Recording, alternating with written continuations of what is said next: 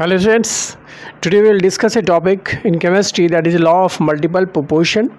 Law of constant proportion पे already मैंने video बना रखा है, आप चाहो तो उस वीडियो को देख सकते हैं यहाँ पे आई बटन पे क्लिक करके। ओके, और हम शुरू करते हैं अभी का टॉपिक। जो आज का टॉपिक है लॉ ऑफ मल्टीपल प्रोपोर्शन क्या है। तो सबसे पहले it was given by John Dalton. John Dalton was a great scientist जिनके नाम पे डाल्टन एटॉमिक थ्योरी भी है। ठीक है, उन्होंने ही इस लॉ को दिया था, लॉ ऑफ मल्टीपल प्रोपोर्शन को। राइट, अब हम देखते हैं कि लॉ ऑफ मल्टीपल प्रोपोर्शन होता क्या है। ठीक है, तो अकॉर्डिंग टू दिस लॉ, इस लॉ के अकॉर्डिंग क्या है, if two elements combine to form more than one compound. ठीक है, वैसे तो जैसे कि मान लेते हैं एग्जांपल के लिए एक्स और वाई जो है ये दो एलिमेंट्स हैं। राइट, और अगर ये दोनों कंबाइन होके एक से अधिक कंपाउंड बनाते हैं, ठीक है, मोर देन वन कंपाउंड, तभी जाके लॉ को आप फॉलो कर पाओगे। ठीक है, एक कंपाउंड जो फॉर्म करता है उसकी बात यहाँ नहीं हो रही है, दो एलिमेंट एक से अधिक कंपाउंड जो फॉर्म करता है उसके लिए ये लॉ दिया गया है बेसिकली। ओके, तो यहाँ पे हम कह सकते हैं कि एक्स और वाई हमने क्या लिया है, दो एलिमेंट लिया है। ठीक है, और इन्होंने दो कंपाउंड फॉर्म किया है, एक से अधिक करना है तो मैंने दो किया, एक किया एक्स वाई किया और एक एक्स वाई टू। राइट, तो यहाँ दो कंपाउंड है। ठीक है, उसके बाद कहता है कि more than one compound, then the different mass of one element, एक एलिमेंट का जो डिफरेंट मास है which combine with a fixed mass of other element. ठीक है, जो कि दूसरे एलिमेंट के फिक्स्ड मास के साथ कंबाइन होगा। ठीक है, तो कहने का मतलब यहाँ पे ये है, अगर हम मान लेते हैं कि इसका मास, एक्स का मास जो है ये फिक्स्ड है, एक्स के मास में कोई चेंजेस नहीं होता है, ये कांस्टेंट है, और ये मैंने माना कि वाई का जो मास है वो चेंज होता है, मतलब ये वेरिएबल कह सकते हैं, वैरी करता है, वेरिएबल है, या डिफरेंट कह सकते हैं। ठीक है, कांस्टेंट नहीं है, मतलब मास चेंज हो रहा है वाई का। ठीक है, तो जाहिर सी बात है कि वाई के मासेस डिफरेंट डिफरेंट हैं, तो उन मासेस के साथ एक्स का जो फिक्स मास है वो कंबाइन होगा। ठीक है, एक मास के साथ कंबाइन होगा एक्स का फिक्स मास, तो एक कंपाउंड बनाएगा। दूसरे मास के साथ कंबाइन होगा, वाई के दूसरे मास के साथ कंबाइन होगा तो दूसरा कंपाउंड बनाएगा। ठीक है, लेकिन एक्स के मास में कोई चेंज नहीं होगा, एक्स का मास यहाँ पे फिक्स्ड है। ठीक है, चेंज किसका मास हो रहा है, आपका वाई का मास चेंज हो रहा है, और वाई के मास चेंज होने की वजह से ही एक से अधिक कंपाउंड भी फॉर्म कर रहे हैं।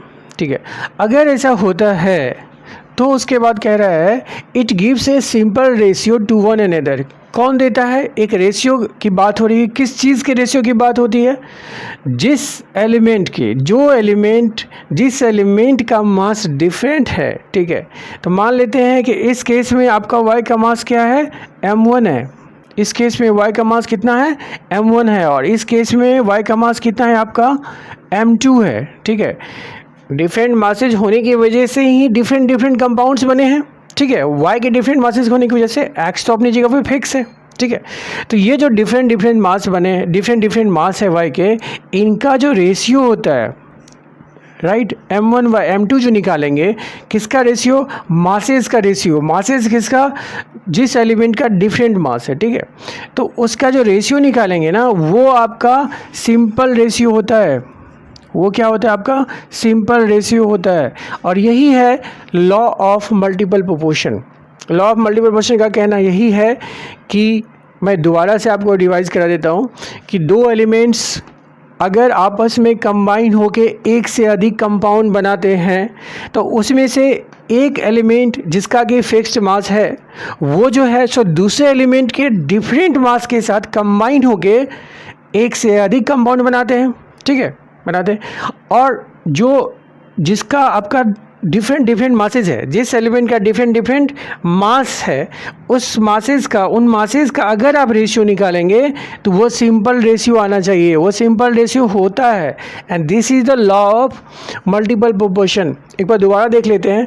According to this law, if two elements combine, if two elements combine to form more than one compound, right, यहाँ पे दो कंपाउंड है, then the different mass of one element, different mass of one element, m1 और m2 किसके मास है, y के मास है। ठीक है, which combine with a fixed mass of other element, that is x का जो fixed mass है उसके साथ combine हो रहा है, gives a simple ratio to one another।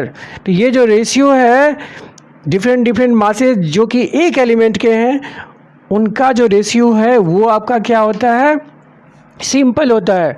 Okay, उम्मीद करते हैं आपको समझ में आ गया होगा। ये जो m1 और m2 है y के मासेस हैं, क्लियरली ये x के मासेस की हम बात नहीं कर रहे हैं, ना ही हम x के मासेस के रेशियो की बात कर रहे हैं, क्योंकि x के मास क्या है, कांस्टेंट है, फिक्स्ड है, उसकी तो बात ही नहीं हो रही है।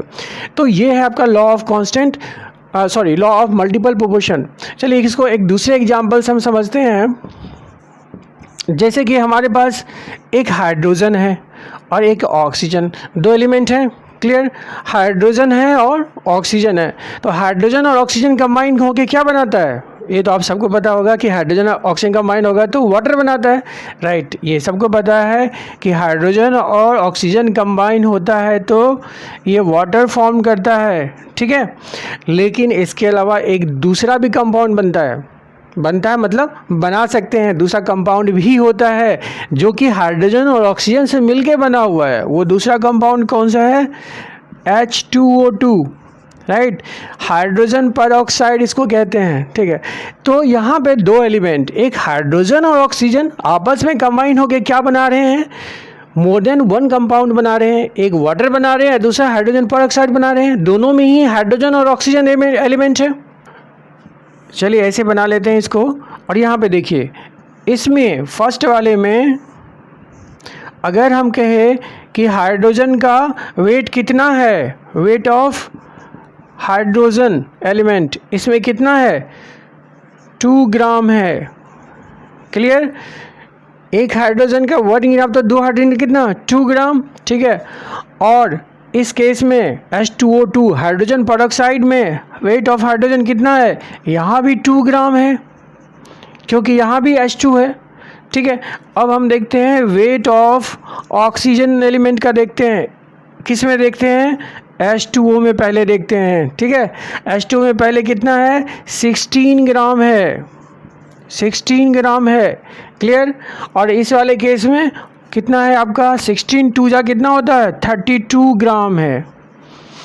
तो अब देखिए ये दो अलग अलग कंपाउंड हैं और दो अलग अलग कंपाउंड में एक एलिमेंट जो है हाइड्रोजन, जिसका कि मास क्या है, ये फिक्स्ड है, दिस इज फिक्स्ड है, ये चेंज नहीं हो रहा है, यहाँ भी 2 ग्राम और यहाँ भी 2 ग्राम, ठीक है। लेकिन अब ऑक्सीजन की बात करते हैं जो कि दूसरा एलिमेंट है, तो H2O में उसका मास कितना हो जा रहा है, 16 ग्राम, और H2O2 में हो जा रहा है आपका 32 ग्राम। कहने का मतलब मास जो है यहाँ चेंज हो रहा है, राइट।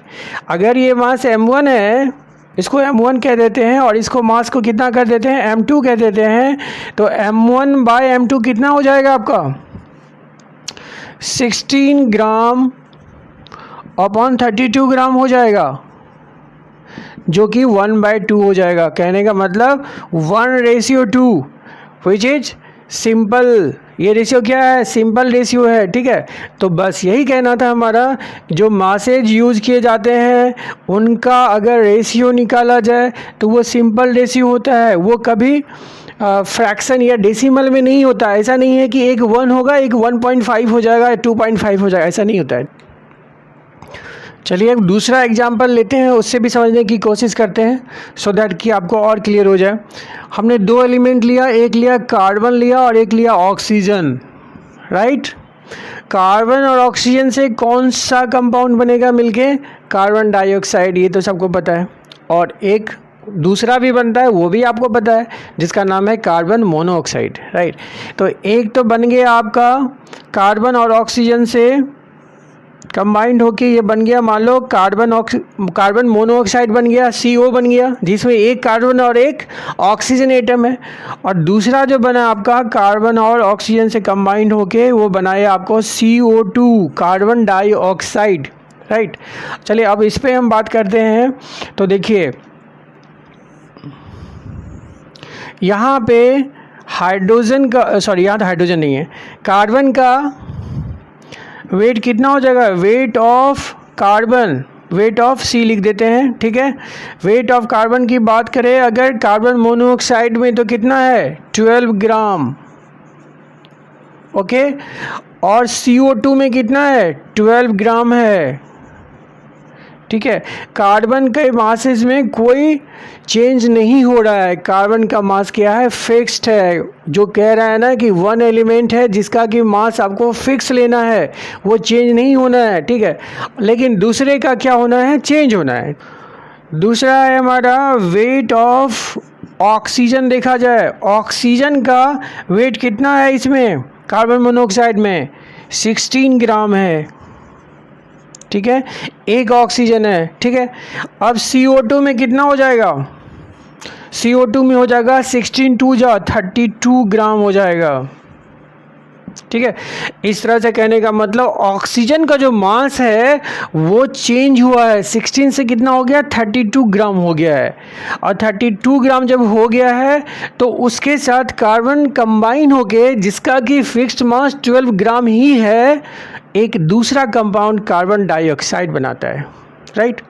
तो ऑक्सीजन के डिफरेंट मासेस होने की वजह से यहाँ पे क्या हो रहा है, डिफरेंट कंपाउंड्स भी फॉर्म कर रहे हैं। हालांकि जिसके साथ वो कंबाइन हो रहा है, जो कि दूसरा एलिमेंट कार्बन है, उसका मास जो है फिक्स्ड है, ठीक है।